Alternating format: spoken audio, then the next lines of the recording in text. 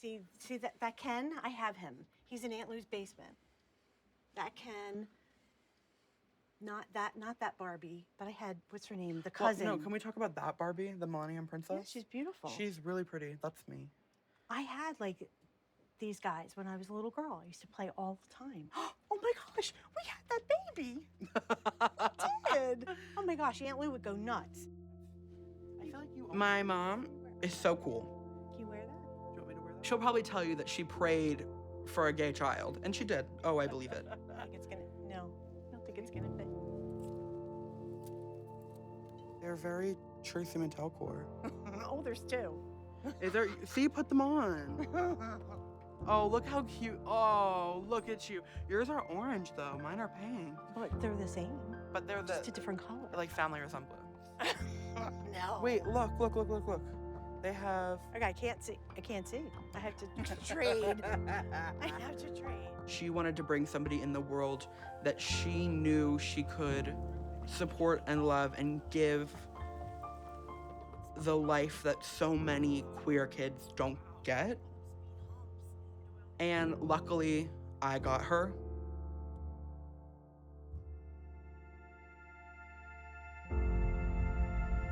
So I was born and raised Catholic from an Italian family. One of the things that we learned very early on from our grandparents and our parents is that, you love everyone, you accept everyone.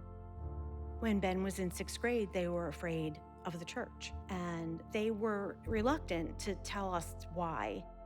Until one day, Ben said to me, the church doesn't accept me or people like me. I'm gay, I'm LGBTQ, and I'm gonna go to hell. I just was shocked because that's no one that I believe in. The Jesus that I pray to and the God that I pray to is inclusive. In 1987, when I was 19, I began to work at a local hospital in their pharmacy. And I was asked to be the liaison between the infectious disease physicians and the pharmacist for AZT, which is the medication to treat and slow down the progression of AIDS and HIV. I was on the cutting edge of learning about AIDS and HIV, so, I was pretty sure about what the transmission was. I knew that there was fear amongst people because of the disease, but some of my colleagues were just appalled that these patients were in my life and in my space and using my things, and I just didn't get it. This went deeper than just the disease because they didn't want people that were gay, coming in. And then moving forward, when Ben came out in 6th grade, I remember thinking to myself, I'm sort of in another role. They're gonna face this kind of prejudice and bias. I realized then that I needed to be their advocate. Through elementary school, I dealt with a lot of teasing, and a lot of people did come after me because I was effeminate. I made friends with women, and I didn't like being around boys. Being one of the boys was super uncomfortable for me. And it remained that way even before I started having questions about my gender identity. I came out to my mom one day. We were at a restaurant that we really liked, and our waitress had pins on her lanyard with pronouns and sort of queer messaging. And I was very intrigued and happy, and I wanted to give her this telepathic, I'm one of you, I'm one of you. And my mom was like, I noticed you're looking at our waitress, so you like her. And I was like, no, no. And she was like, do you not like people of her gender? I burst into tears, and I was like, I'm gay. And she was like, yeah, I had no idea. And looking back, it was a sting operation. She knew, she was coming for me. Oh, I just right here though that there's just lemons. Do you guys pierce them? Yeah, we stab it. Okay, and then perfect. there's sugar on the inside of the straw, so it's it makes lemonade. Okay. I'm drinking my lemon juice. Pennsylvania is the Keystone State And that comes out a lot in elections because oftentimes Pennsylvania is a state that wins the election. Bucks County is like the swing county of the swing state. And because of that, a lot of like political warfare goes on here. There are parts like New Hope that are super blue and progressive, but there are also parts like Warrington, where I went to high school, that are very red and unwelcoming and occasionally hostile, but they're all part of the same county. Recently, there's been a lot of action targeting LGBTQ youth. I just graduated from CB South, and with our new school board, it is very extremist, backed by the group Moms for Liberty, which was recently declared a hate group. On the school board, there are only 3 members that are really advocating for LGBTQ youth and students, and 3 against 6 is never able to work in our favor. So that makes it a really, really difficult place to be a queer student in, especially when we're at the age that so many queer folks are navigating their identity for the first time. It's really, really harmful. Aren't you cute? Jolly Ranchers. Aren't you so cute? Hi, baby. Yes. I got a lemon. You're gonna force us to hug? Oh, I hate hugging Marlene. I know, it's the I worst. can't. I hate Tell us hugging when to Marlene. stop. Oh, I just can't take it. So Marlene is the director of the Rainbow Room and also responsible for the confidence that I needed to become the person that I am and that I'm really proud of. And I don't think I would have gotten here as quickly or as easily without her support and the support of the community of people that she knows and was able to introduce me to. And she's just incredible.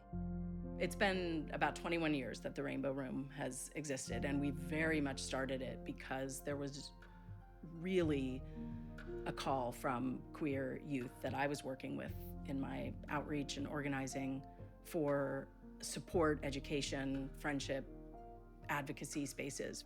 At the time when we started, there were very few GSAs, gender and sexuality alliances, in the schools. Some kids were having trouble even having the right to take a person of the same gender to their prom. I was walking with a friend in Doylestown because when you're 14, don't know how to drive, and live here, that's really all you can do. And we passed Salem Church, which is where the Rainbow Room is held. And it was a church with 2 pride flags in the front. And it wasn't even June, it was like March. And I was shocked.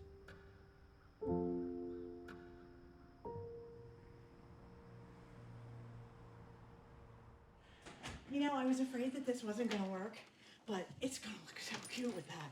You're gonna look so cute with that. Yeah, okay, here we go. Why were you running, girl? The elevator's out. So I took the steps, and I said to him, "You're lucky I'm only 25 years old." So, Mom, this is it. What? This is it, girl. Like, the shot that we're about to do, and then we're out. Okay.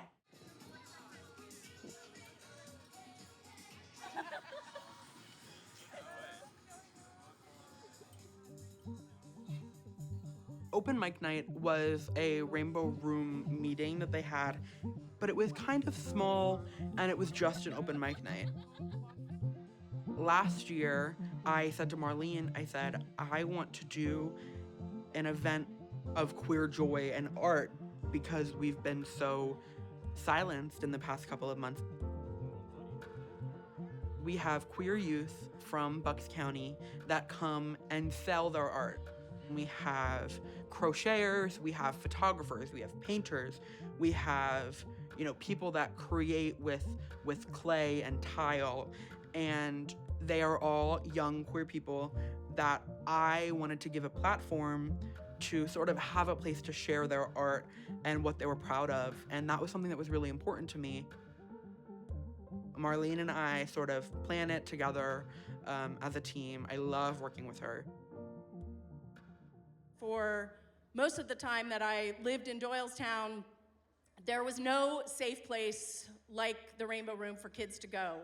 So that's why we started the Rainbow Room 21 years ago, because we know that it can be really hard. And we also know that things are hard right now. And we also know that we will never, ever stop loving, supporting, celebrating our queerness, our beauty, our joy, our pain, and being there for one another.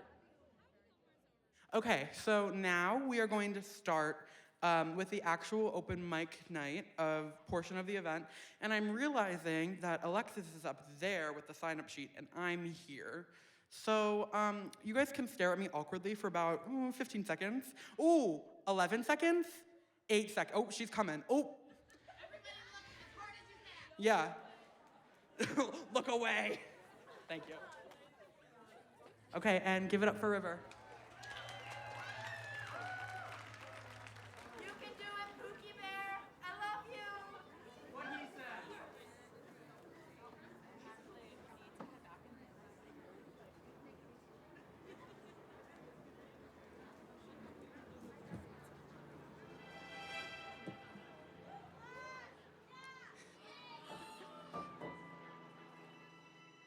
I'm like scared shitless because it's my first performance, but thank you.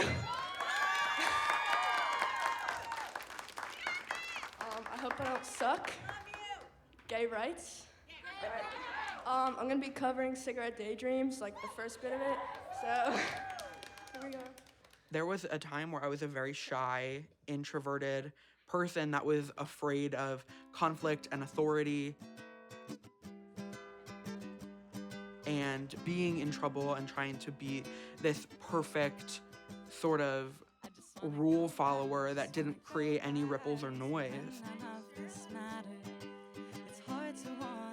And I've completely abandoned that now. I started understanding my identity and my power and realizing that if I don't speak up, then nobody will. I'm very nervous, so if I mess up, that's fine. Happy Pride, everyone. My name is Alex. I am a transgender man. I was too scared to say that a year ago. I'm Anna. Gender? What's gender? I don't know. I don't have a concept. I'm Nikolai. I got a kazoo, and I'm gonna play it because it's a kazoo. I think everyone knows this little ditty.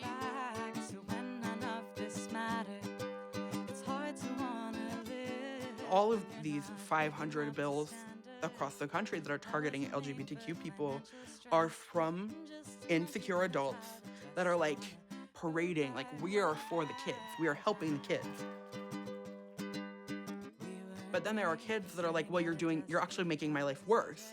And they're like, shh, shh, shh, shh, not you, not you, not you. And we're just like, okay, then who?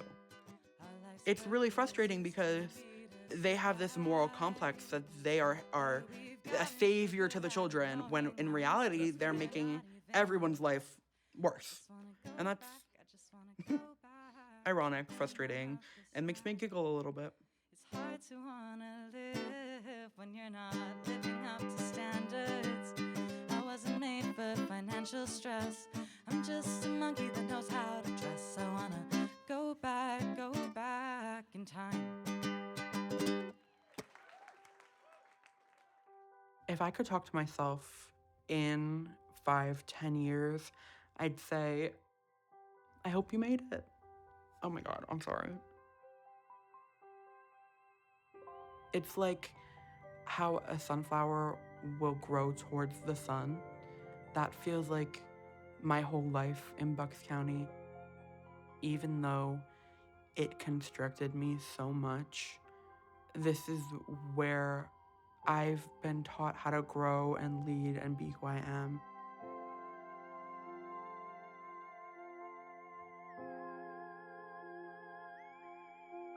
Am I doing okay? You're doing amazing. Okay, great. Like the best. Okay.